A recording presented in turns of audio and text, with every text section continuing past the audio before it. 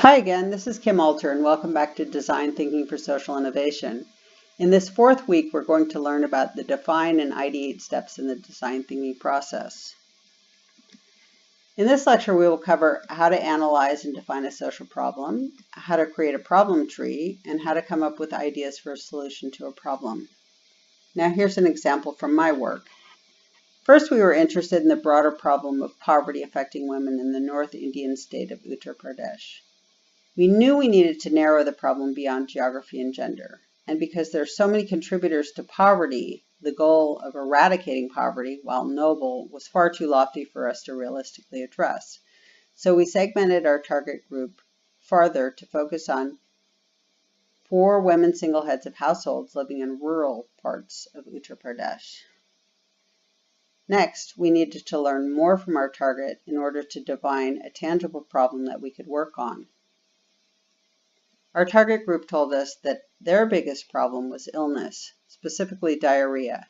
When either they or their children got sick with diarrhea, which was often, they couldn't work. And not only did they suffer losses of wages, but they also had to pay for medical care and doctor's visits.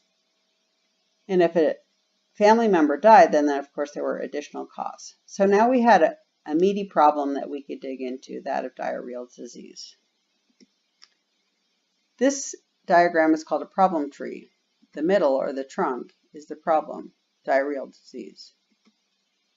The effects are shown as the tree's branches, and the causes as its roots, hence the term root causes of a social problem.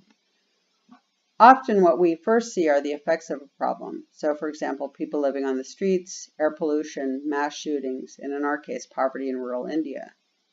For this reason, many well-intended initiatives focus on reducing the effect of the problem rather than addressing its root cause. This is referred to as the Band-Aid approach because it treats the symptoms, but it does not actually solve the problem.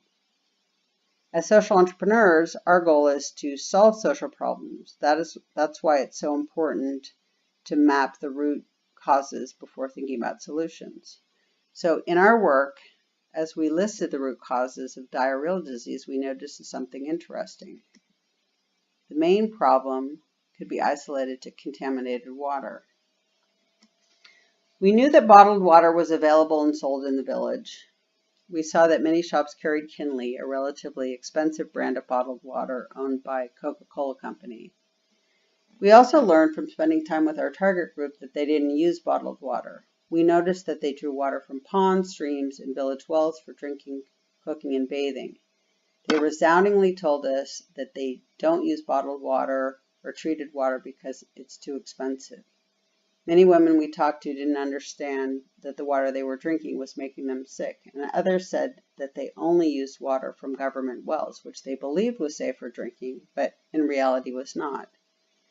So then we defined our problem as the lack of reasonable access to safe water and wrote this as our problem statement. So from our problem tree, you can now see that the original problem identified is one of the effects in this later version of the problem tree. The effects branch in 2 different directions, illness and the need to find water. Both negatively impact poor people's ability to work, thus contribute to poverty.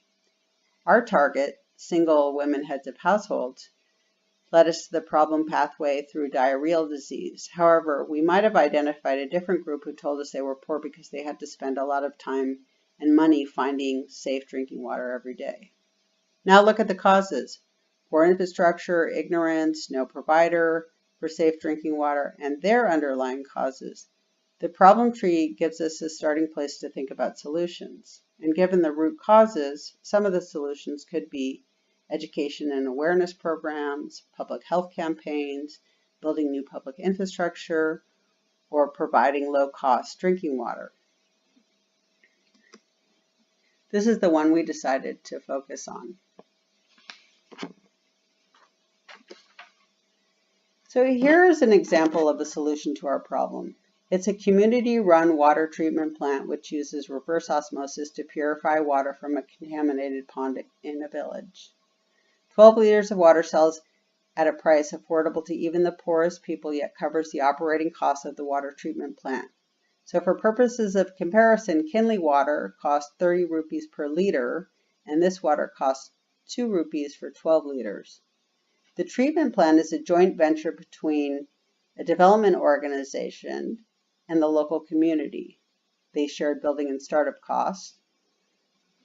The development organization, the Bairaju Foundation, brought technology, know-how, and equipment, whereas the community provided land, labor, and building materials and local staff to run the operations. Jason Green, who teaches the other courses in the certificate program, can be seen here taking pictures of the reverse osmosis water tanks. The insert shows the picture of the Bairaju Foundation's 12-liter jerry cans. Now meet Aleem Walji, Director of the Social Innovation Institute at the World Bank. In the following video, Aleem gives us important advice about designing social innovations, not so much as starting with the social problem and the importance of understanding the needs of the people affected by the problem you want to tackle. Good stuff. Watch it twice. See you in a minute.